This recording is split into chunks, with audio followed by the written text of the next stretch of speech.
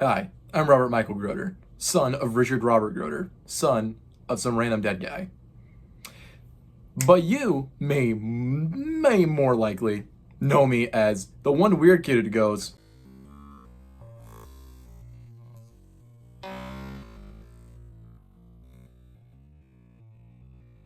and the one weirdo who also runs to class in between each period. Today I'm showing you a compilation video, and I call it that because it's Frankenstein in essence. Half of it was filmed over the weekend when I had like 3 hours of sleep and I had been up for like 28 hours. So those clips are all kind of bad, but really funny to me.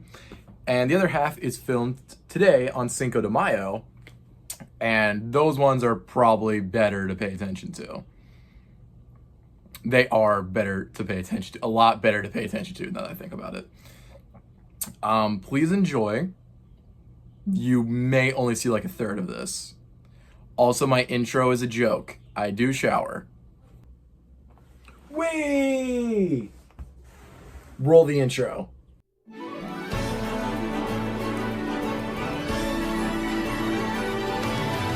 I was a boy who had a social life. Then I became a weirdo filled with strife. Now I gotta figure out how to do it right. So much to learn and see. Up in the game store with my new family, starting to enjoy card gambling with no deodorant waiting for me. I'm so excited to be pheromone maxing. I'm finding out what not showering's all about. Pheromone maxing. Making my way, it's an adventure every day. It's gonna be my time to show them that I'm the Discord moderator. Alright, welcome to step one of how to get into Warhammer 40,000. I have your undivided attention for as long as Mrs. Magruder will put up with me. So let's pay attention now. You're going to enjoy this. This will be on a test. I will test you over it. So, step one of anything is to do research. Warhammer 40,000 is expensive. Stupidly. So, in order to not waste anything, you must research first. Go to the game store, go online, look at whatever models you think is the coolest, and then just research all their lore and how they play on the tabletop. This will be going over the basic lore that you would need to know to play 40K, because we reference it a lot in gameplay. It's kind of like Latin and prefixes and suffixes.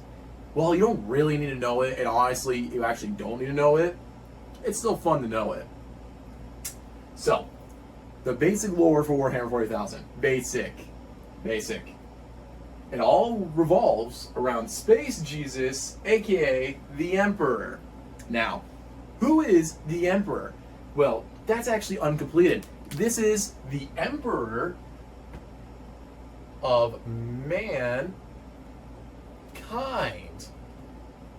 That's missing a D.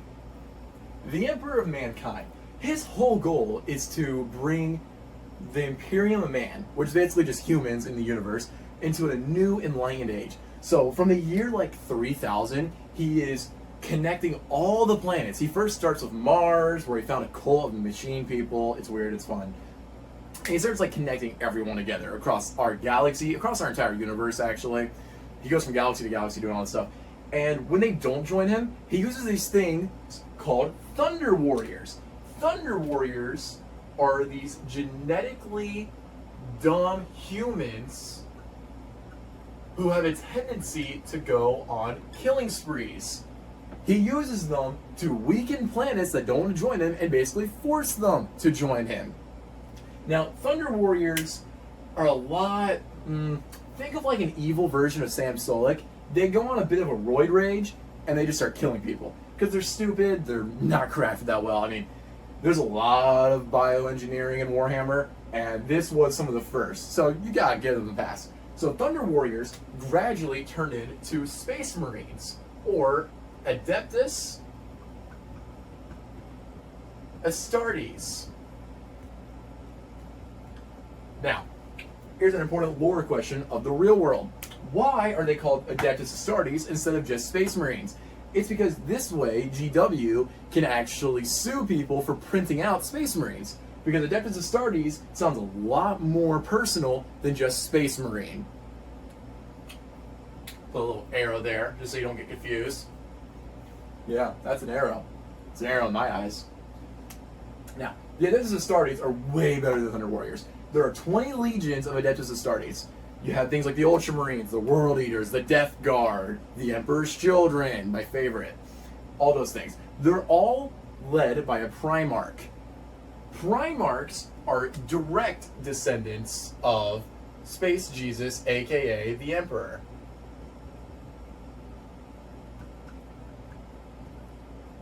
Now, here's a fun one. Thunder Warriors, they were direct descendants of Space Jesus, but Space Jesus wanted to limit Thunder Warriors so that way they couldn't be too deadly. But in his limiting, it didn't really work out well, so he moved straight on to Primarchs instead. Primarchs are direct sons of the Emperor. The Emperor is like God, like he's practically a god. These are demigods. And they create something called Gene Seed. It's kind of like an organ that you put inside you and you gain abilities specific to you. Now, the Primarchs all have their own unique abilities. Some are handsome, some are vampires, some are just, well, kind of like the Thunder Warriors and the Roid Rage. They're crazy. It's a lot of fun stuff.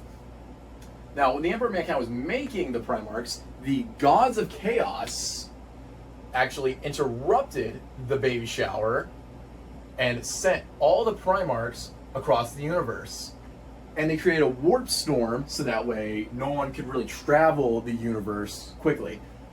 The warp is very interesting. There are two sides of space. There's space, where we are, and then there's the warp. Everything that lives is connected to the warp. Let's say this. This right here is a Death Rider, a human soldier. If he has a negative emotion, that negative emotion is sent to the warp where it turns into chaos energy.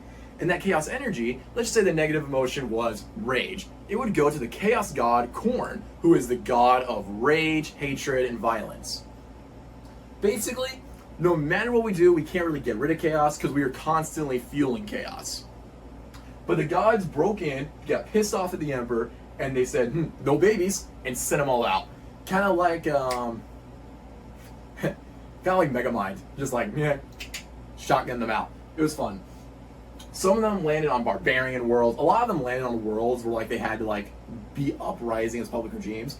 To give you the kind of sense of what the Primarchs are physically, they are like 10 foot. The Thunder Warriors are like 8 foot beings. The Primarchs are like 15 to 20 foot. The Emperor is like 30 foot. Adeptus Astartes, I am a small Space Marine size. Small Space Marine size is like 6'4", and I'm 6'2". I'm below small Space Marine. Average Space Marines are like 8 foot. And Primarchs, as children, were my size, maybe a bit shorter, but not much. And they were beating people up. One of the babies, Angron, fell into a barbarian world where he killed so many people in like 4 minutes that wanted to eat him because they were savages, that people said, oh, man, we gotta put him in the fighting arena. And, well, that's his backstory. He'll come in later. Now, the Primarchs give their gene seed to humans, such as us, and they transform into Adeptus Astartes. They're all men. There's the Sisters of Silence, which are better than Space Marines, but worse than Custodes, which are the men's version of the Sisters of Silence. And then there is the Adeptus Sororitas. They're fine. They're fun. Bob cuts, white hair, preachy. It's pretty cool. I like it, but they're not really important. Anyway, so they put in gene seed, and the Space Marines, they get like a second heart. They grow in size. They do a lot of cool stuff. They live. We don't know how long they live. Primarchs and the Emperor are perpetuals. They can come back. They can do all this stuff. I think one's died like 3 times. The Astartes aren't perpetuals, but they can live a long time. I don't even think one's died to old age yet, and they've lived for like, I think the longest living one was a few thousand years, and they always die in battle. Now, each legion has thousands of Marines. I mean, not thousands, millions of Marines. You have some of the important legions, like the Ultramarines. We're just going to draw their symbols. It's literally just a U. The Ultramarines are led by Robute Guilliman.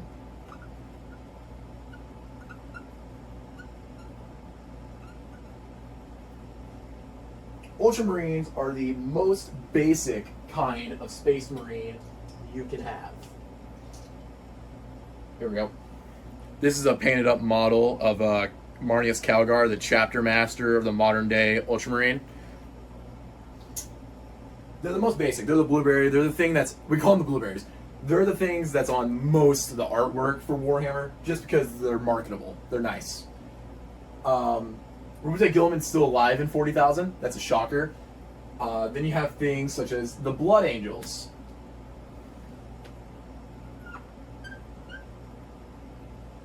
And they are led by Sanguinius. I don't actually know his last name. It's not really that important.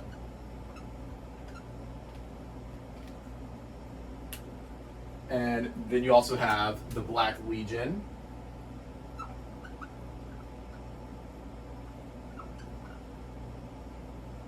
Which is led by Horus. Now, the most important ones we'll go over today are the Black Legion and the Ultramarines.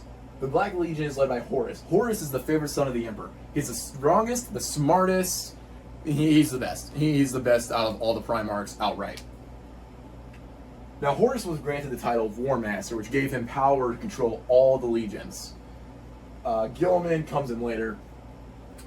And Horus got corrupted by the gods of chaos. And the Chaos Gods put a vision in Horus' head and said, the Emperor's going to sit on a golden throne and overwatch humanity. Lead it to its downfall. And Horus is like, man, screw that noise. And he started a little fun thing called the Horus Heresy. And that's 2 S's. That's supposed to be E. He started the Horus Heresy. Now, the Horus Heresy is, well, it takes place in 30K, 10,000 years before 40K, where the game is currently being played. There is a tabletop version, though, of 30K. It's amazing. I love it so much. Now, the Horus Heresy is whenever he got his Black Legion and like 5 other legions to turn traitor, and it basically ruined the Imperium of Man. What Horus did is he did this thing on Ishtavan 5 called the Drop Site Massacre, where they slaughtered, I think, 6 legions of Space Marines. It was horrible. He outright killed, I want to say, 4 Primarchs and, well, millions of Space Marines at the same time. And then he made his way to Terra, where he did the Siege of Terra.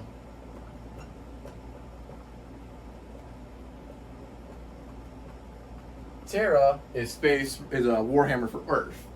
Now, during the Siege of Terra, Horus did a few things. First, what he did is he murdered Sanguinius.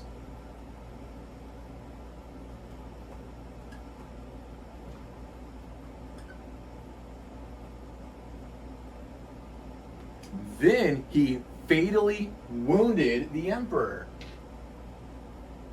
And they basically murdered the Emperor.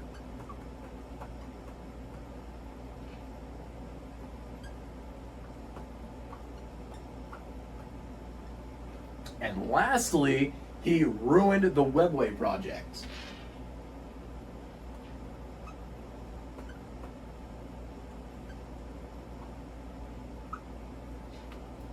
Now, these 3 things. Why is the death of Sanguinius important? Sanguinius had the worst legion to start out with. Every other legion was full of Adeptus Astartes that, while they were all arrogant, they all protected humanity, did all these things. Except for Sanguinius's, the Blood Angels. They were violent, they were rageful, they weren't even used during the Crusades to find all the Primarchs. He left them alone. He made them shock troops at anything. He sent them onto a world that was never gonna join him, and they said, Blood Angels, do your stuff. And he just messed up. He just let it mess up. But then Sanguinius was able to find the Blood Angels, and he calmed them, he tamed them. He taught them art. He taught them how to be angels, which is why he's known as the handsome vampire angel. Now, the death of Sanguinius is also known as the fall of the angels. The death of the angels it sends the Imperium of Man into a downward spiral where it still is in 40K. Now we're kind of just watching how an empire that's crumbling, crumbles. We're seeing what actually does it in.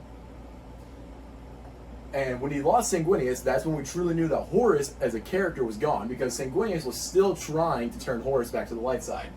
Now, he technically murdered the Emperor. Horus was also pretty injured, not fatally, but he was really injured by Sanguinius because it's still a Primarch. It was still an insane battle. And so he went on to fight the Emperor. This is how beefed up he was by the Chaos Gods. It was insane. The Emperor of Man was able to kill Horus, but not before Horus fatally wounded the Emperor. Now, what the Emperor did as soon as he killed him was he took all the energy he could and just banished his soul. Like, he exterminated, made it where, like, his soul is gone. There's no life left of Horus. Nothing at all. Whatever religion you believe in, if there's soul in it, Horus ain't got it. Horus is donezo. But using all this energy and being fatally injured, the Emperor had to sit on the Golden Throne. And the Golden Throne is how he was going to control the Webway Project. Now, the Webway Project was inspired by this thing called the Warpway Project. The Warpway Project is from an old race millions upon millions of years ago, and it allowed them to travel the warp quickly and safely. And the Emperor wanted to make that for mankind, and he dubbed it the Webway, because Webway sounds cooler. Now, as I said, there was the warp and then there's space. The warp is kind of like the Nether. 1 block there, 7 blocks here. So, but here's the bad thing. There's the Chaos Gods in here. There's Chaos Demons. If you went into here, likely you weren't dying. The warp was deadly and dangerous. We still send ships through, and they have to use these freaking like warp shields, and they rarely work. There's so many Chaos incursions on them, and that's where they just send in demons to fight you. It's horrible. The Webway Project was going to make it pure safe. It was literally just going to be like a tunnel, an ice bridge, if you will. Straight through it. It would have been nice. And the Golden Throne was how he was going to start it. He was going to sit on there, control it, and get it going. It's like, he was basically a car battery. He was just going to jump it, and then he was going to get off. And it had life-sustaining properties on it, because, warp energy would be traveling through him. He would need life-sustaining abilities. But he had to sit on the Golden Throne and use it to sustain himself. It also sent out a beacon to everyone who was trapped on the other side of the galaxy by Horus to say, hey, we're still alive. The Imperium's not gone. You can come help us. And this is where he is 10,000 years later. He did look like a man when he first entered. He is now literally just a giant skeleton. They feed him 10,000 souls a day just to keep him alive. Which in Warhammer's not that much. I mean, there's not even a number to describe how many people are in the Imperium of Man. It spans across millions of planets. Every single planet's dealing with overpopulation. Like, it's just 10,000 is not much. If anything, it's actually the only charity the Emperor is doing these days. In the Siege of Terra just basically ruined the Imperium.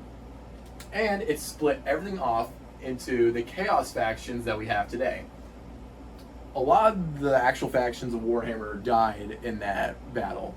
We still have the Ultramarines, still have the Blood Angels, even though they no longer have their Primarch, which sucks, but that's how it is.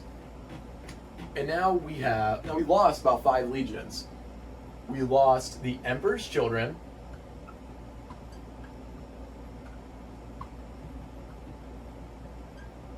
We lost the Iron Hands, I believe. No one cares about them. I don't care about them. So no one cares about them if I don't care about them. We lost the Iron Hands. We lost the 1,000 Suns. And we lost the World Eaters.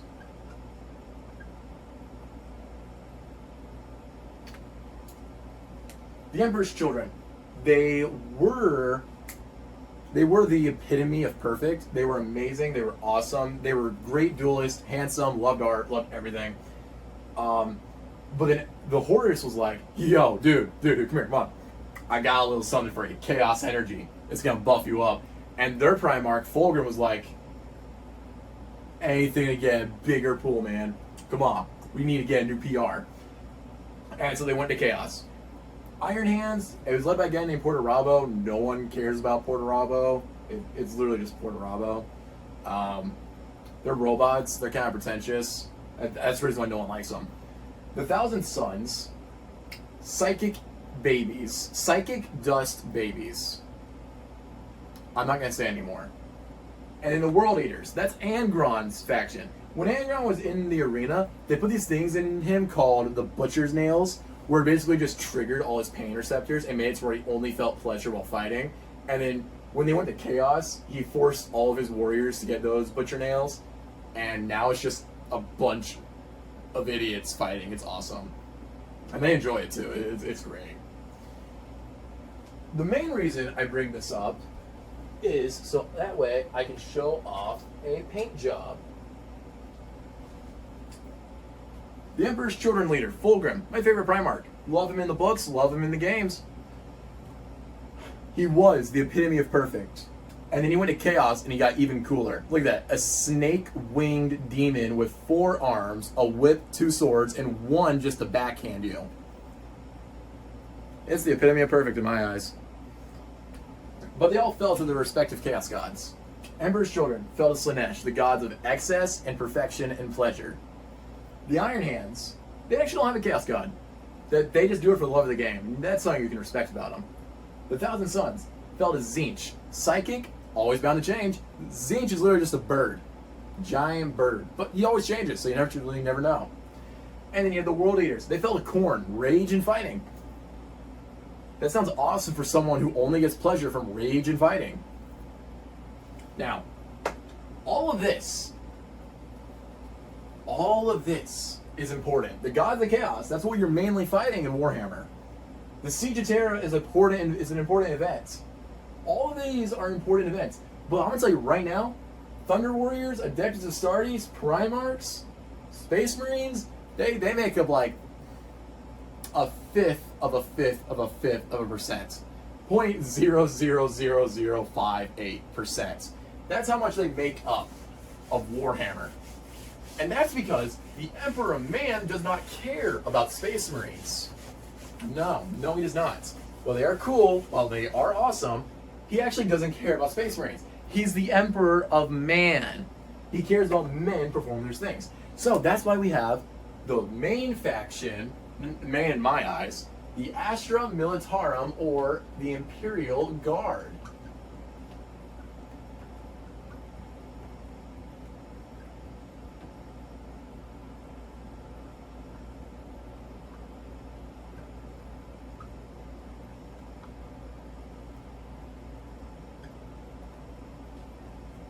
Now, remember, stay hydrated.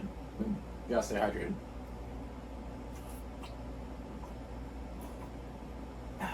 It's good water. Anyway, Astra Militarum, or the Imperial Guard.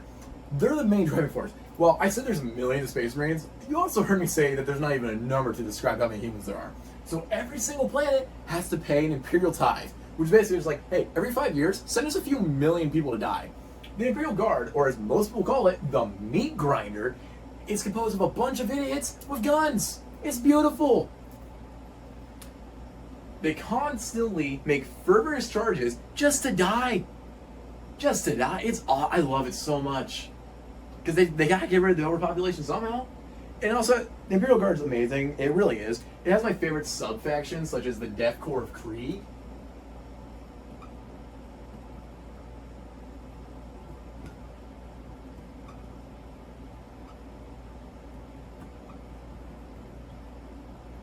It has the Cadians, not Canadians, Cadians. And the Catachan.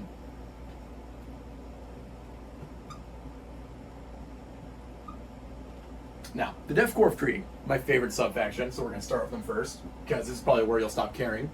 The Death Corps of Krieg are just insane, radicalist people. They only have one line that comes out of their mouth that they truly care about. And that line is, "For the Emperor!" They love the Emperor. Because I think 5,000 years ago now, their planet tried to revolt the Emperor. And it was filled with a bunch of warlords and all these people. They're like, no, we have money. We're going to leave this. We have money. We're good. And there was one commissar on the planet who's like, no, you're not leaving. We gotta die for the Emperor. You're not leaving. And so he took control of one city, barricaded the hell out of it, and then fought like a 10-year war where the chairman and the warlords and all those rich people kept saying, dude, just give up now. You're just wasting our own lives. We want freedom. That's it. We're just fighting for freedom. And in that sense, yeah, they're the good guys. They're just fighting for freedom. But the Commissar Yurton, Colonel Yurton, oh my god, best character in fiction, best character in Warhammer, says, I'm going to give you one night to surrender. One night. Because tomorrow's Christmas. By Christmas, I mean, I think it was the coronation. It's like whenever humanity finally gave over full control to the Emperor, and they basically celebrate Christmas on his coronation day. It wasn't too important to remember the name. But he said, on Christmas, I'm going to do something really fun if you don't surrender. And they didn't surrender. So Colonel Yurton decides, beep boop, control panel, pull the lever, and just launches 30 nuclear warheads all across the planet. And Warhammer technology is insane. We have robots that stretch continents in size fighting wars for us. You think the nuclear bombs got any weaker? No. The nuclear bombs got way more powerful. He obliterates the planet. Nothing on that planet. 5,000 years later, that planet's still untouchable. You walk on that planet, you die of radiation. You need to be properly protected. You need to be everything. Those people are born wearing gas masks, they die wearing gas masks. He bombs the planet and makes... Well, he only levels out the playing field. As I said, it was one city versus the entire planet. He just levels out the playing field by bombing the planet. They got really good at fighting wars of attrition, and yeah, they're basically just World War I soldiers, but with laser weapons instead. They're really cool. That's the reason I love them. Here is actually a video of a Def Corps, what they usually look like. That is my wallpaper because I love them. Oh, here we go. They're really good at firing cannons. They're known for their siege artillery tactics. So they just do all that.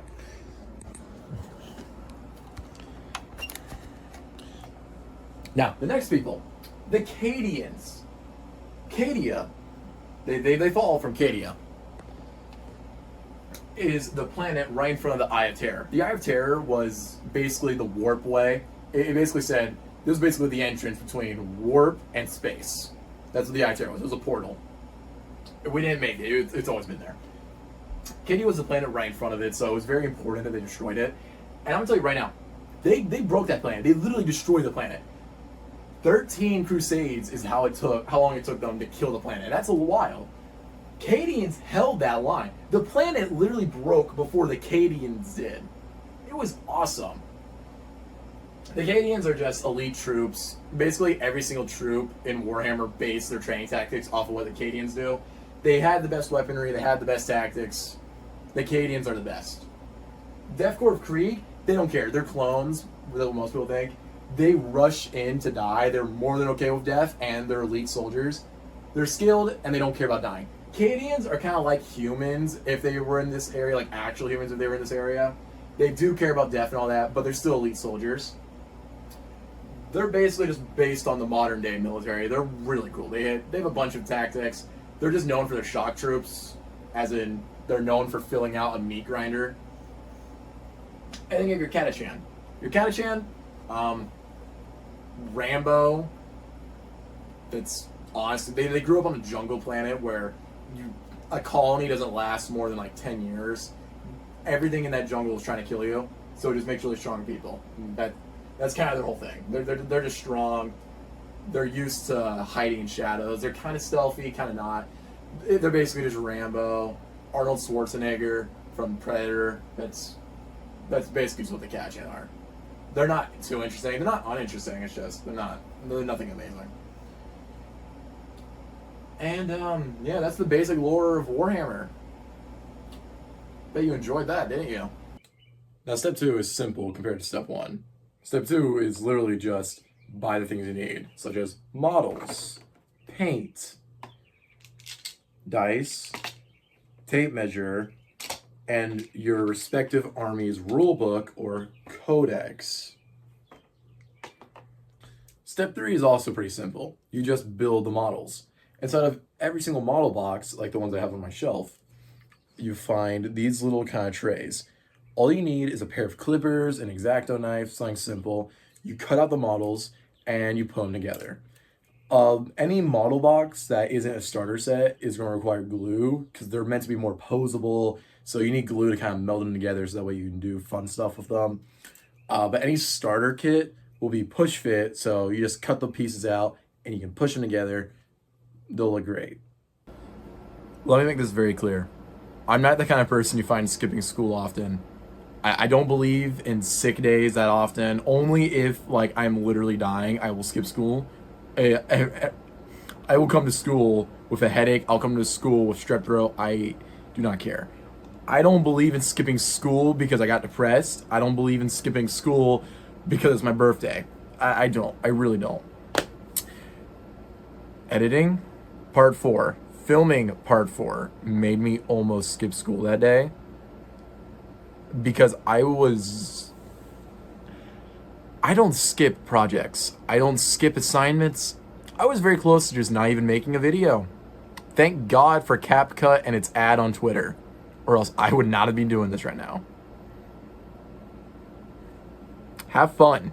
I'm gonna tell you right now, I didn't. This is the hardest step of Warhammer for me. There are 2 sides to Warhammer. There's the hobby side and there's the game side. I am heavily in love with the game side. The hobby side I'm also in love with.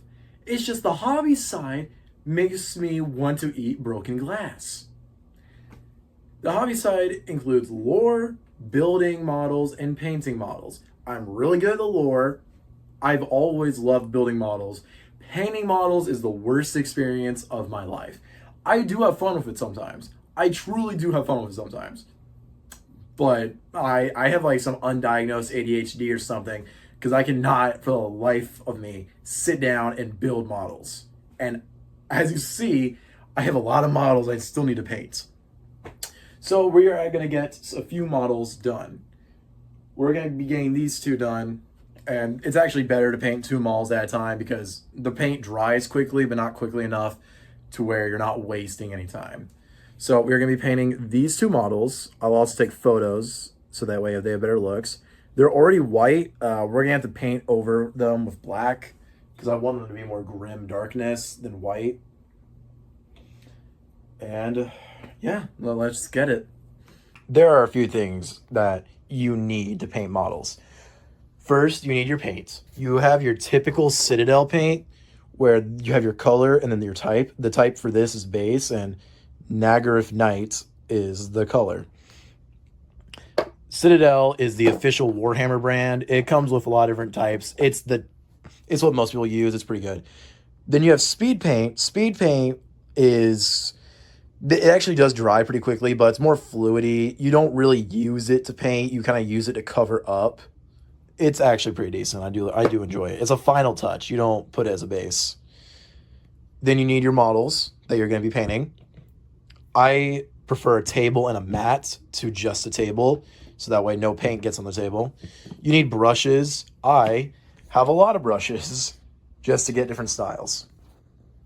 You need your water so that way you can wash off the brushes. You need a palette so that way you can mix paint with water to give it better consistency. Paper towels to dry it, a lantern or a flashlight or headlamp so that way you can get some light from the underside and actually give it, some depth and all that so that way you can see it. And this isn't required, but I definitely recommend it. An anime of some kind to watch, a show, whatever. I just put a laptop in front of me and I just start scrolling. And yeah, let's get painting. All right, so when you paint, you have to do this for most of the paints you're going to use. This is a base paint, so I definitely have to do it. A lot of paint is pretty decently thick, actually. So to have it not cover up like all the small details, such as the hooves and veins and all that, what you have to do is you have to thin it. To thin it, you'll bring a small amount, or really just whatever amount you think you need, out and put it in a puddle. Then you'll get a few drops of water. Usually just dip the brush, and then you mix it to whatever consistency is good.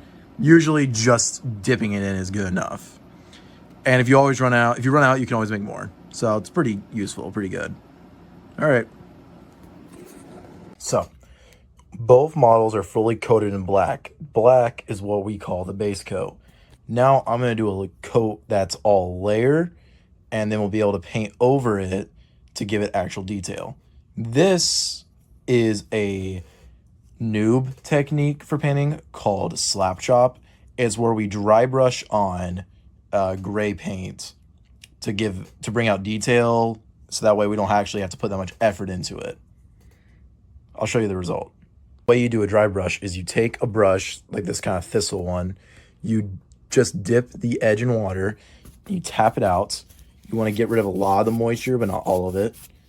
And now you're going to dip in the paint, get some paint on there, and then now you're going to tap it out. You're going to get rid of most of the paint, like about 80% of the paint off the brush. This is to prevent blotches and all that from appearing on the model. And then now you'll just lightly brush it over. And this is the result after dry brushing. Dry brushing of gray brings out some details because it'll stick on the things that actually push out, and then the divots in the edges will not be covered in paint. I also like it because it gives them a ghostly effect, and that's kind of what I go for with this army. So I have just finished the overprotective coat that they wear.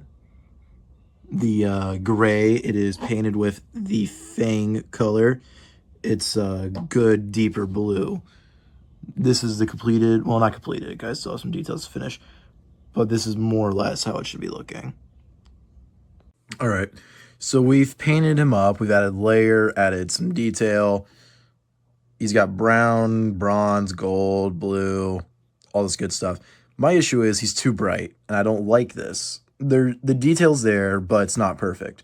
So what we're going to do is we're going to give him a grime wash. That's this liquid right here. What we do is we're going to take a brush that we do not care about because it's definitely going to get ruined. We're going to dip it in there, and we are going to brush him in, get it really in there, drench him. And we're going to wait about 10, 15 minutes, and then we're going to take some paper towels, dab him, remove all the excess grime, and it will really bring out all the details. See, now look how wet that guy is. We have drenched him in the grime. And this is the final result. With the grime, it brings out more detail by darkening different pits in different areas. Here's a comparison. This is the first one I painted where I didn't grime it, and this is a grimed one. This one makes the horse appear blacker while still having its good old highlights. And this one, well, I messed up and I put too much highlight. But even if I grimed it, it wouldn't make it pure black.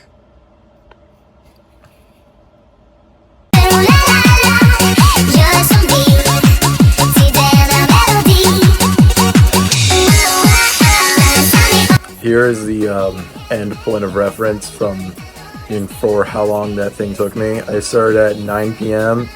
It's currently 3 a.m. I did take a shower, so like minus 20 minutes. See, I got myself a brownie. I'm ready to go to bed. Now that you've seen the quick process, here's a time lapse of my torture. My camera died a few times, so this is actually only half the footage, and it's set to 100 times speed, except in two areas. And you're gonna see those two areas. One of them's really funny, and then one of them is just me being an idiot. Actually, you know what? Neither of them are funny. One of them just scared me, and then the other one was just me being sleep deprived and a brat at like 11 at night. So have fun watching that. 残酷な天使のように少年よ神話に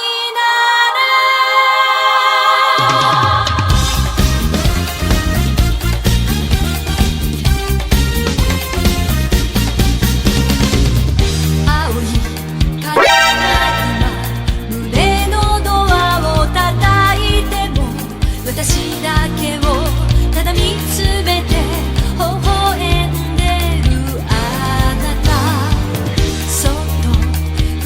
るもの求めること Set the world on fire. We can go brighter than the sun tonight. We are young. Sun, set the world on fire. We can go brighter than the sun. Now I know that I'm not all that you got. I guess that I just thought maybe you can find it out. But it ain't there. And that's all tonight. We are young. So let's set the world on fire. We can go brighter than the sun. に夢中で運命さえまだ知らない痛いけな瞳だけどいつか気づくでしょうその背中には遥か未来目指すための羽があること残酷な天使の手で窓辺からやがて飛び立つほとばしる熱いバトスで思い出を裏切るならこの空を抱いて輝く少年よ神話になれ Step 5 is also, it's a bit more complicated, but it's also pretty simple. All you have to do is make your army list. To do so, you need to choose an army or faction you want to play, such as aliens, humans, whatever. You need to choose a detachment, which is, like, it gives certain buffs, certain positives to certain models and when you use them. You need to choose a point cap, because Warhammer is set at a point value. To ensure that all armies are equal, both players are given a list and a point cap. The point cap is the maximum amount of points you're allowed to spend to make your list. Every single model costs a certain amount of points. When you add them all together, you try to get as close to the point cap without going over it as you can. And lastly, you need to pick a warlord and units. The warlord is going to be one character unit of your choice. Warlord doesn't mean anything. Certain units get buffs when being near a warlord. Certain units get buffs from being a warlord. But for the vast majority of your time playing Warhammer, being a warlord is not going to make a difference. You just need to choose a character unit to be a warlord, and then you can fill out the rest of the list with as many units as you can. Try and bring a good mix of infantry, tanks, stuff like that. Hey, welcome to step 6. Woohoo! This is how to read a datasheet. There's all these characteristics on a datasheet, and they are all very important. Now let's go over how they work. M equals movement. Movement is measured, everything in this game, if it's a measurement, it's inches. What you'll do is you will measure from the edge of the base to where you need to go, well, up to where you can go in whatever direction you choose. Then you'll move them to that point, move the front of their base to that point, and that'll give them a movement. Toughness, or T, is how tough the model is. This is how you do certain math when it comes to seeing if bullets actually hurt your model. SV is your save roll. If an enemy shot actually hurts your unit, you can roll a save roll. They're usually an X up multiplier, they're an X up save. You roll 1d6. If you get X or higher, then you get a save, and the bullet does not damage you. Armor penetration will affect your save roll. So seeing this intercessor right here, They have a 3-up save, so if they roll a 3 or a higher, it'll save the bullet. AP, or armor penetration, actually modifies the save rolls. This comes in the form of gun. So if an enemy gun has an AP of 1 and it hits the intercessor and the intercessor has to roll a save, instead of rolling for a 3-up save, they're now rolling for a 4-up save because it drops their save roll by 1. And if the AP, let's say, was AP4, AP, so that'd be 4 plus 7, 4 plus 3, that would equal 7. 7 or higher is not achievable on a d6 dice. So that bullet automatically hits, it'll always wound, you cannot save it. Unless, of course, you have an invulnerable save. This will cap out what your save can be. So if a model has an invulnerable save, they'll usually have a little box right here that says invulnerable save 4 up or 5 up, something like that. It basically means that even though they have an AP, this model is powerful enough to where we're going to allow it to stick around. So if that same AP4 attack were to attack a model with a 4-up invul save, it would just push it up to the 4-up invul. Wounds, W or wounds. It is basically your life total. This this unit has 5 models in it. Each model gets 2 wounds apiece, which is basically 10 wounds total, which basically means this unit can be damaged 10 times. Each model is counted individually, so if one model takes damage, the other models still have their 2 wounds. Once it takes 2 or more wounds, it is removed from play. LD, or leadership. It's used for many things, but it's mainly used for a leadership test. This will trigger. It'll usually trigger. It's a leadership test. It's mainly used for battle shocks. It typically triggers in the beginning of your command phase. If you're at less than unit strength, less than half strength, so like a 5-man unit, if it was at 2 or less models, it would have to take a battle shock test at the beginning of each command phase. Battle shock removes all your OC. We'll go over that in a second. But to pass your leadership test, you would need to roll a 6 or higher with this unit. So leaderships are an X plus test. To roll leadership test, you take 2 dice, you roll them together, add the sum, and if the sum is X or higher, then you pass. So for an intercessor to not be battle shocked, it would need to roll a 6 or higher. The lowest leadership test out there, I'm pretty sure, is a 5 up. Objective control is how much you control a certain objective. Warhammer is a points game, so you usually have to control certain targets on the battlefield. So if the intercessors had 5 men inside of the range of an objective marker, since they each have an OC of 2, that would be 10 OC on that objective, which means they would control the objective by 10. Battle shock means that they can't have any OC unless otherwise stated, and they can't be targeted with stratagems unless otherwise stated. Stratagems are little buffs that can help you later in the game. I'll describe them later. Range.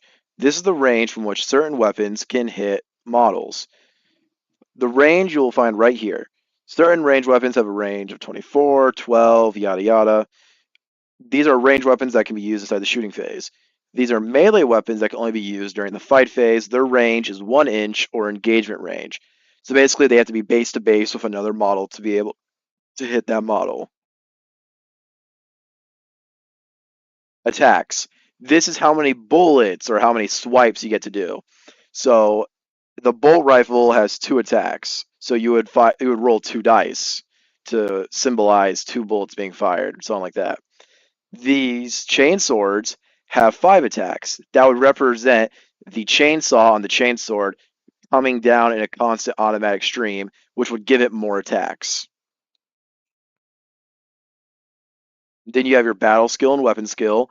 Battle skill is the range version, weapon skill is the melee version. They're the exact same thing. Exact same. They're just different names for the fun of it. It's basically saying how skilled you are with it. This is seeing if like your model's skilled enough to actually hit the target. Battle skill for most of the range weapons are on a 3 up. If it has a battle skill of NA, that means it automatically hits, like a flamethrower, which is this hand flamer.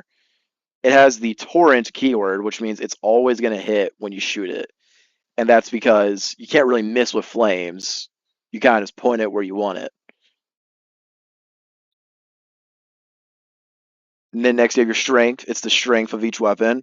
So like, yeah, don't get me wrong, a pistol is a great weapon, but if you shoot a pistol at someone who is made of metal, that metal's not gonna it's not gonna do anything because it's just a pistol. You hit it with a 50 cal, it'll definitely do something. The 50 cals are like your strength 9 right here. This is Astartes Crack, a grenade launcher, and the pistol, well, it's like this bolt pistol right here. It's weak but strong. And I guess we'll now explain how. Now, you compare the model's toughness to the weapon's strength during the shooting phase to see if the bullets that you hit actually hurt the person. We'll talk about that later during the shooting phase tutorial. And then if those bullets wound the target and the enemy fails their save roll, it deals damage, or D. Damage can be any kind of numbers. It can be D6 plus 7. 1 damage is equal to 1 wound. 2 damage is equal to 2 wounds. Damage is a wound. Simple as that. So if an intercessor were to be hit with a plasma shot that was supercharged, it would just kill the model instantly if it didn't make its save roll. And then you have your abilities. Every single model has their own kind of abilities. The Intercessor Squad, during the command phase, they have this thing called, I call it Sticky Objective. That's what most people call it, because this is an ability most armies have. They just get their own names for it, of course. For the Ultramarines, it's called Objective Secured. It basically means no matter if they're on the objective or not, until an enemy comes onto that objective, you will have control of the objective. And then you have your faction ability. For the Ultramarines, as these guys are, it is Oath of Moment. It allows them to reroll certain rolls. We're not going to be going over it. It's not too important. But it's a faction ability. It's a unique ability to these models. All right. And that is how you read a datasheet. Step 7 is also pretty simple. All you need to do is set a time and date to play a Warhammer game. Whether this is going online, walking into your local game store and just asking around, or you and a friend just meeting up to play. Just make a game, have a time and date set, bring all the things you need, which would be your models, ruler, codex, dice, just everything you need to play the game, and head to the designated location. Let me make this clear. This is not a fair fight at all. What we're about to do here, not a fair fight. We're going to be setting up a game where the two armies each have 2 units. This is just because it makes displaying how to do stuff easier for me. This one unit is worth like 100 points. This unit is worth like 150. This unit's worth 65, and this unit is worth like 300. Now, that sounds close enough. It's not a million years. This unit is way scarier than this unit or this unit. This unit is just a bunch of scouts that they could deal with this. Realistically, they're not gonna. It's just how it is. But this is how we're gonna do it. So, when you want to play a game of Warhammer, there is stuff you have to do before the game can even start. This is all your pre-game setup, as it's labeled. You and your opponent have to decide, are you playing with a twist, which is a twist. It's, seeing if you want to have any different variation. You have to decide if you're playing with challenger cards. They're a way to see how you can catch up if you're down by a lot of score. Then you have to decide your deployment zone. That's something you always have to play with. You have to decide your primary mission. Another thing you always must play with. What's that? You have to decide who's going to be attacker, who's going to be defender. There's no difference. Only difference is the defender will deploy first, the attacker deploy second. Both mission decks are the exact same. So we're going to put these off to the side. Deployment setups are measured on way bigger battlefields than this small table space. They're usually something like this. Attacker deploys here, defender deploys here. Here's no man's land. It's where the most objectives will be. It's what's going to be worth the most. We're not going to bother with deployment cards, just simply because I don't have the space for it.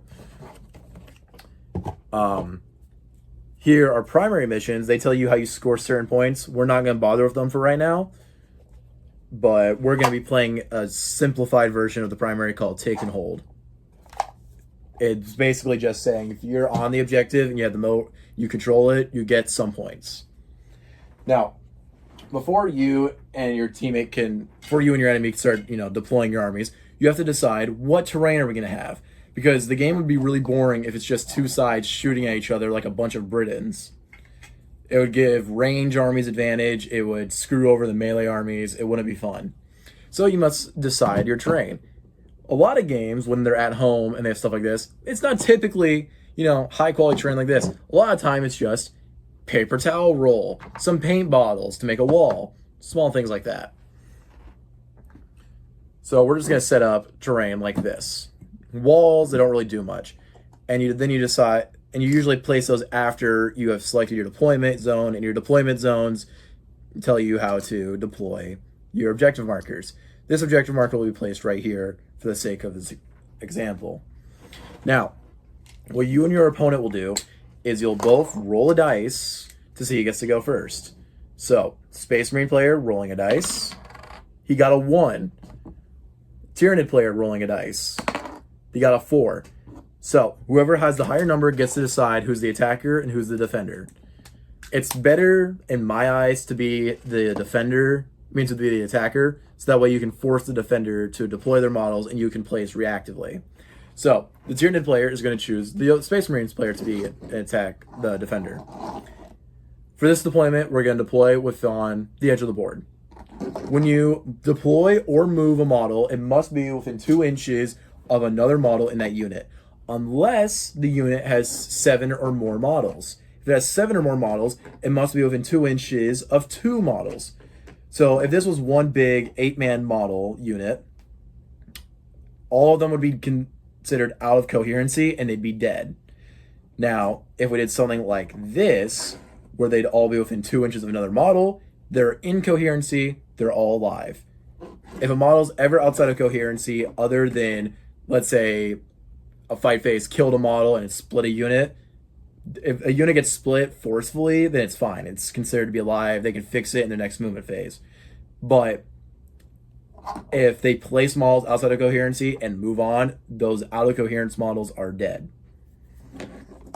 So these are 2 separate units. So I will deploy a unit first. They're going to be deployed within the board edge. Then it's going to go to the other player's turn to deploy, and they're going to deploy their 10-man unit within their board edge, staying within coherency laws. So a few will be in front, a few will be behind. That's, 1, 2, 3, 4, 5. That's 8. Okay, that's 10. All right. See that? Deployed. Now, since they deployed, it goes back to me. I will be deploying this model unit right here. And then it goes back to the Tyranid player, and they'll deploy their last Swarm Lord model. Now, give me a second.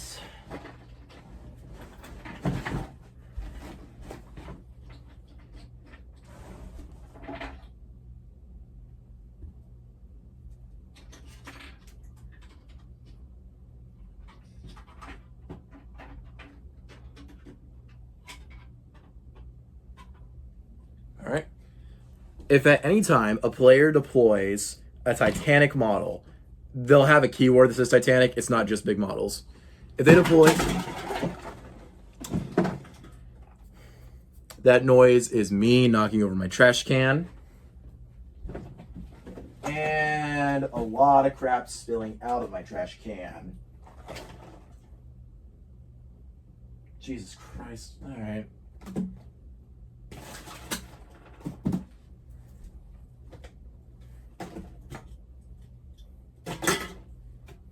Grab the paper towel, clean that up.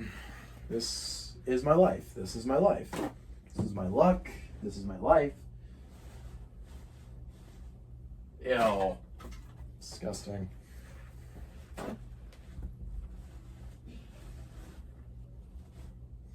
I'll have to come vacuum all this later.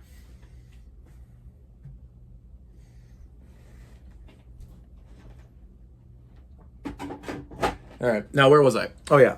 If you deploy a Titanic model, then your opponent on their deployment must either respond in kind by deploying their own Titanic model, or they must deploy 2 regular units. This is because Titanic models are usually worth a lot of points, are very tough, very deadly. It's just to keep the game fair, because if I were to deploy this and then you just deployed 1 model on here and then I wouldn't have as many deployments as you. It just tries to make the game more fair in deployment phase. Once all models are deployed, you roll to see who gets to go first. Ultramarine players rolling, they got 5. Tyranid player rolling, they got 5. Ultramarine player rolling again, got 2. Tyranid player rolling again, got a 4. The Tyranid player must go first since they got the initiative. You and your opponent can decide to play differently. Default way, whoever gets the higher number has to go first. And before the game starts, this is where we do any other pre-game actions, such as redeploying models. We're not going to do any redeploying models. Means you can redeploy them in your deployment zone. We're not actually doing that. There is this. It's called a scout movement. Scout movements allow you to move before the game starts. This unit has a scout movement of X, which means they get to move X inches. X in this case being 6. So they got to move 6 inches up the board. That's not actually true, but it's a good example. Also, in your deployment, I forgot to mention this, if they had the deployment ability Infiltrators, they can deploy within no man's land. That is the area between your enemy's deployment and your friendly deployment.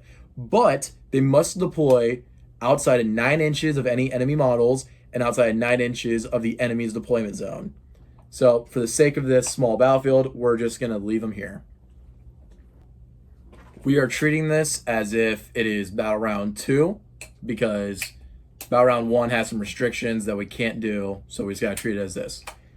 Battle Round 2, start of the commandment phase for Battle Round 2. For the Ultramarine player, this is their Round 2 turn, so their turn 2. They are going to take their secondary mission deck. They will cut it to ensure randomness, and then they will draw 2 missions. These are secondary objectives.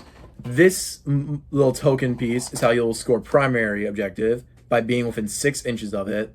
This is how you score secondary objective, so that way, like, there's some armies in the game that are just weaker because they're made that way. They're made to have a lot more models but be weaker, so they can't really score primary as well as others. So secondary is there to help that. And stronger ones usually have less models, so they can't score as much secondary, because secondary is usually stuff like do an action, which forces your models to skip doing other things that are helpful. The 2 things we got are Defend Stronghold and Display of Might. Defend Stronghold is actually defending an objective marker that you control. So if you control the same objective marker, if you get an objective marker under your unit for control, if you control that same objective marker at the end of your opponent's next turn, so that's at the end of this Tyranid's player next turn, then you get that secondary and it scores. And Display of Might is putting more units in the no man's land than your opponent. So we just keep those off to the side, and we put this back in a different area so that way we don't accidentally redraw anything. Now, in the command phase, we have to tally up our primary. The way you score primary, in this case for Take and Hold, it's controlling objectives. You measure 6 inches out, and every single model that's not battle shocked and within 6 inches of the objective marker's radius gets counted towards the total primary. The objective control on this objective marker from the Blade Guards is... I'm sorry, give me a second.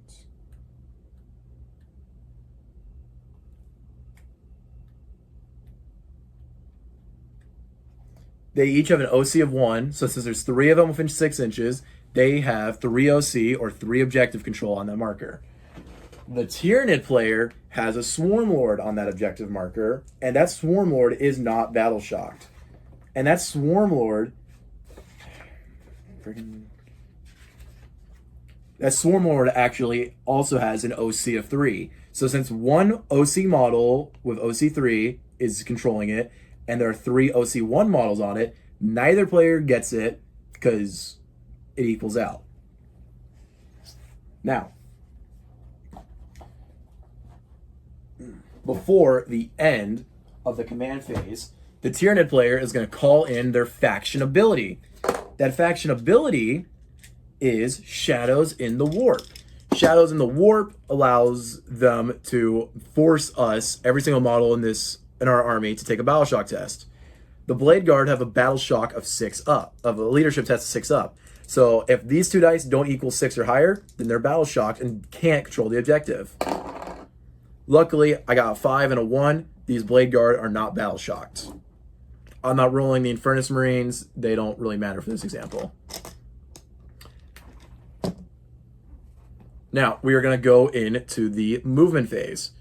Now, these Blade Guard are, in fact, within 1 inch of this Swarm Lord, which means that if they move, they perform a fallback action, and it prevents them from doing actions, prevents them from shooting, prevents them from charging, and from fighting. So these Blade Guards are actually going to stay in place. Now, these Infernus Marines actually have a 6-inch movement. So they're just going to scoot up a few inches to be closer to the Tyranids. The Termagants, sorry. So now, we're going to go into the shooting phase. The shooting phase. These are Infernus Marines. They carry Pyre Blasters. Infernus Marines are basically just a flamethrower unit. They each have a Pyre Blaster of their own, and they are range 12. Since all 5 of them are within 12 inches of this model, they're able to shoot this unit. Even though only 2 models can physically draw a line and see the whole unit, these 3 models are still able to see this guy. And if they can see him, that means they're able to shoot at everyone else. It's a weird game mechanic. Now, I'm not going to roll all their attacks just because I don't want to actually kill the unit. This unit is the rock to this one, Scissors. So I'm only going to roll 2 of them. 2 Pyre Blasters have D6 attacks. So to actually get their attack number, I have to roll 2d6 and add them up. So I got 1 and I got 5, which means I will pull out an extra 4 dice for the 5 dice, for the 5 roll. So that's 5 attacks, 1 attack. It's a torrent weapon because it's a flamethrower. You can't really aim the weapon to see if it hits. So you skip the battle skill roll and you go straight into the wounding roll. The Termagants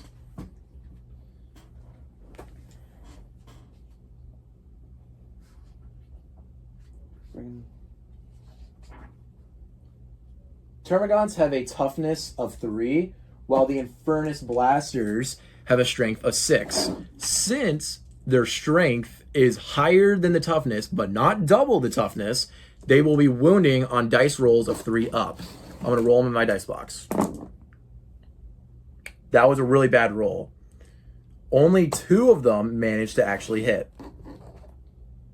Since the Pyre Blasters have no AP, the Termagants get to roll their regular save roll, which is a 5 up.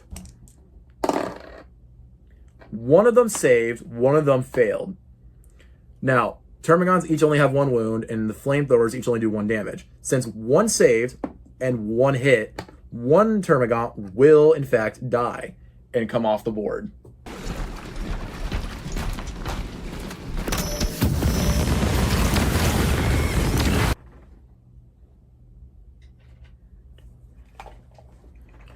Now, engagement range is very important in Warhammer. If you're in engagement range, you're not able to shoot your main guns unless you are a vehicle or a monster. Vehicles and monsters are big creatures, such as this being. They can shoot their guns freely, but they do get -1 to their battle skill rolls, which means instead of hitting on 3 ups, they're hitting on 4 ups. So it makes it less effective. So if this flamethrower was engagement range with him, he actually wouldn't be able to use his Pyroblast. He would, however, be able to use his bolt pistol, which the Blade Guard are able to do, but they are going to choose not to shoot just because I don't need to shoot them. Pistols, if any weapon has a pistol keyword, it can be shot within engagement range. And each model is only able to roll one of their guns. Unless they're a vehicle or a monster, then they can roll all their guns. Now that we've done the shooting, we're going to go into the charge phase. To make a charge in Warhammer is an extra 12-inch movement. Charges are the only way you can get into engagement range. You're not allowed to move within engagement range of an enemy model in your movement phase. Engagement range allows you to fight and use your melee weapons. Now, to use a charge, you must measure one of your models in your unit to the closest enemy model. Well, not closest, just like any enemy model that you're within 12 inches of. You measure 12 inches. If you're within 12 inches of them, you can roll a charge. You can only roll one charge a turn, though, so make sure you choose wisely. This Infernus Marine is within 3 inches of Termagants, so they're going to roll a charge. To roll a charge, you take 2 dice, you roll them, and you add the sum. I got a 6 and a 5, which is 11, which means these Marines can move 11 inches to get within engagement range. So that's what they're going to do. They're going to come around. Here we go. Now, the reason I'm doing this weird movement instead of just backing them in, stacking them right here, is because when you actually fight, you can only fight if they're within 1 inch or 1 base of an enemy model. So this guy is touching this model, so he can fight.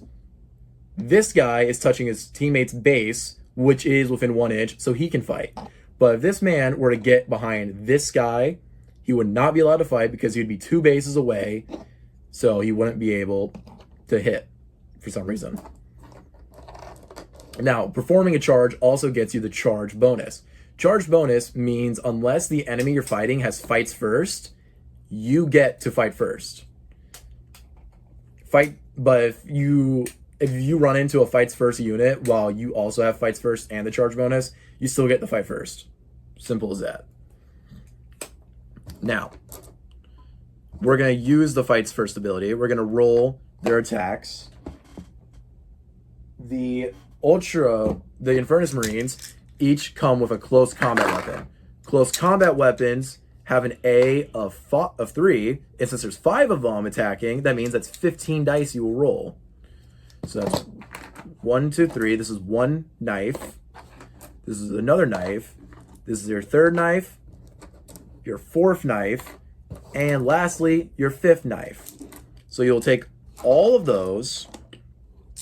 You'll look at your melee weapon skill, which for the Infernus Marines is a 3-up, and you'll roll them.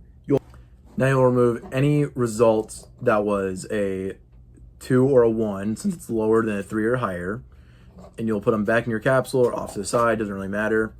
Now you take all the dice that were 3 or higher, you look and find your strength. The strength of this weapon was a 4, the toughness of the Termagants is a 3, so since the strength is higher than toughness, but not double, you get wounds on a 3-up. You take out all the results that were a 2 or a 1 once again, and that leaves us with 5 dice that the Tyranid player will need to save. There is no AP on their melee weapon, so the Termagants will save on their regular 5 or higher, which is a 5 or a 6. All 5 failed. It's a really high save roll, so makes sense. So you'll pull out 5 models total. I'm just going to put them back here because it doesn't matter. Now, the Termagant player will get to pile in, which means they get to do basic 2-inch movements to make their stuff get base to base. And since there's 4 of them left, they will get to perform a fight back because it's unfair to just let them punch you and not be able to fight back. So for their fight back, they'll each roll their melee weapon, which since it's only 1 dice per, I'll roll 4 dice. These melee weapons these melee weapons hit on a 4 or higher. So I'll remove any dice that was less than a 4. And then I will pick the dice back up again. I will look at the strength and compare it to the toughness. The strength of their melee weapon is 3. The toughness of the Marines is 4. So since the strength is less than toughness, but not half the toughness, it wounds on a 5 or higher. I will remove the 2 fails, and I will pull out the pass. Since there's no AP on this since there's no AP on this melee weapon, I will look at the regular save roll for an Infernus Marine and roll it. The regular save roll for an Infernus Marine is a 3 or higher, so I will roll. 4, so I saved. But let's say if this Marine were to be damaged, what I would do is, since the melee weapon's only 1 damage, I would turn the dice to a 1, and I'd put it on a Marine just so that way I remember it's been damaged. But it was not damaged, so I will leave it off. Now, that was all the charge bonus fight and the fight back. So now we go into the ongoing combat. Ongoing combat is the way to ensure that it basically gives you another incentive to charge in quickly. It's weird, it works, it's fun. So, since I have incentive to charge in quickly, I chart these blade guards charged in on my last turn and managed to survive the Tyranid turn. So now the Tyranid player, the player whose turn it's not, gets to choose where the first fight happens. So if this and this were ongoing combat, they would get to choose which one they want to fight with first. But since this was a charge bonus, this is the only ongoing combat. The Tyranid player will choose this and they will fight. It is not possible to opt out of ongoing combat. You must fight if there's a fight to be had. I'm just pulling up my data sheets real quick. All right. So, the Swarm Lord will get to fight first. The Swarm Lord will pull out its melee weapon, which is its Bone Sabers. As you can see by these claws, that's stabbing an Ultramarine. By the way, I just want to brag real quick. This is a custom model. I printed this entire thing, except for the Ultramarine. The Ultramarine I put on there myself because I'm a creative person. I'm better than people. That's what I like to say. So the Bone Sabers have 8 attacks, and they wound on 2 up. They hit on 2 ups. So I will roll these attacks for 2s or higher. I will remove any dice that are 1 or less and put them off to the side. Now I compare the strength of the Blade Guard to the toughness. Strength of the attack to the toughness of the Blade Guard. The strength of the attack is a 9, and I already know the Blade Guard toughness is a 4. I've been complaining about it for months because they should be tougher. Everyone agrees they should be tougher. Why does GW hate us? GW is Games Workshop. They run Warhammer. So, I will now take all the dice that hit. Since the strength of the weapon is double the toughness, that means it wounds on a 2 up. Weapons will never automatically wound, and they'll never wound on 1s. They'll only wound on 2 or higher, just because it'd be unfair. And weapons will never be able to not wound. They will always wound on a 6 or lower. So now I roll the 2 ups. I had 2 1s that failed, which means I had 5 attacks actually go through. So that means the Blade Guard player will have to roll 5 dice. The Blade Guard has a regular save of 3 up, but the Bone Sabers have an AP of 2 up. Typically, that would turn it into a 5 up save, but the Blade Guards have an invulnerable save that always saves on a 4 up. So no matter what you do, the Blade Guards will always save on a 4 or higher. Unless there's no AP, then they'll save on a 3 or higher. So now I roll the dice. I remove every result that was less than a 4, and I put it to this side. And then all the passes, I will put back into the dice pile. Now, we compare the damage of the Bone Saber's attack to the number of dice. Their damage of the attack is 3. So, if the Blade Guards had 4 health each, that would take both dice to kill them. These dice are treated as bullets. Just because a bullet is powerful enough to blast 30 people doesn't mean it will blast 30 people. A bullet typically will only ever hit one person and go through and it won't hit another person. That's the same in Warhammer. Even if these attacks were 2 damage apiece and the Blade Guard was 3 health, it would take both of these dice to kill him, so the 1 damage would not fall over, it would just kill him.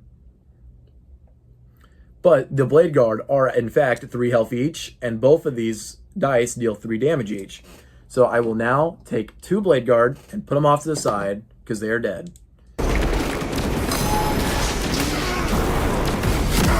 Now it goes on to the Blade Guard's turn to fight.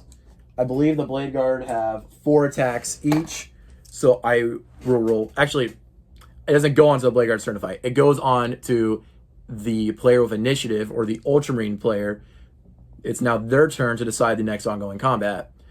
And since there's no other ongoing combats than this, I have to choose this as the ongoing combat to fight with. So I'll roll my 4 dice. 3 of them failed. 1 hit. I know the strength of the Blade Guard's knife or sword is a 5. The toughness of the Swarm Lord is a 9.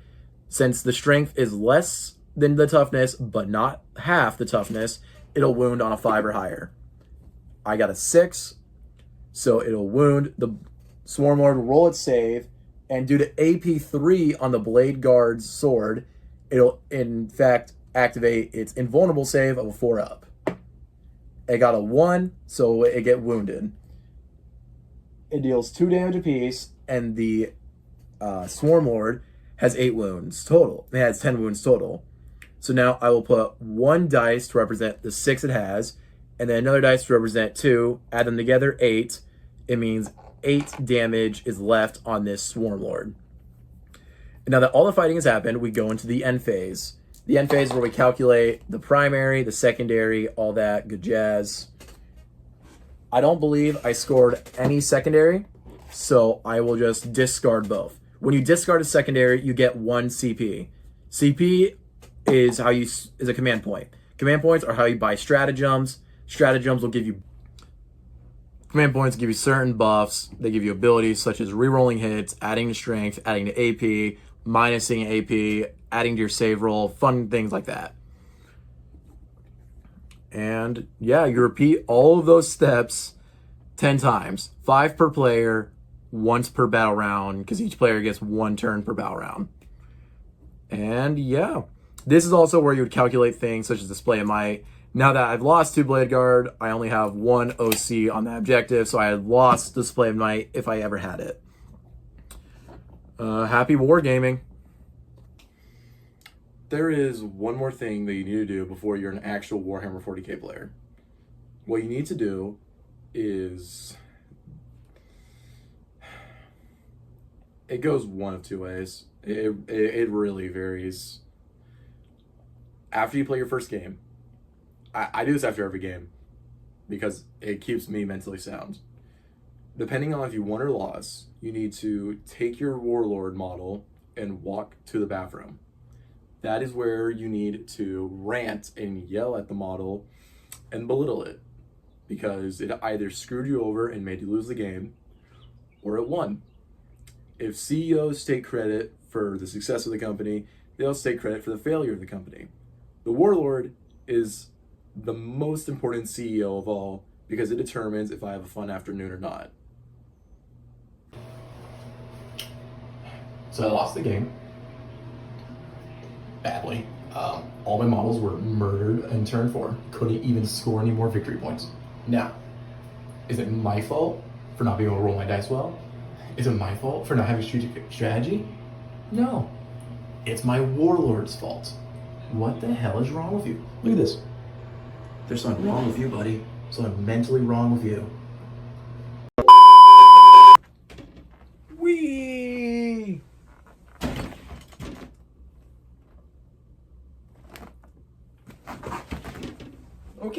Okay, we're good. Oh, that's a blooper. I'm gonna have that in. I was trying to do like a spin around thing where I spin and then stop myself and go roll credits, but that's a blooper. That's a blooper right there. So, my camera died, the one filming the time lapse. So I've been on about a 2-hour break while it charges, and I was looking at some of the footage I got. About 3/4 of the way through, you see a little spider just coming down the side on its web.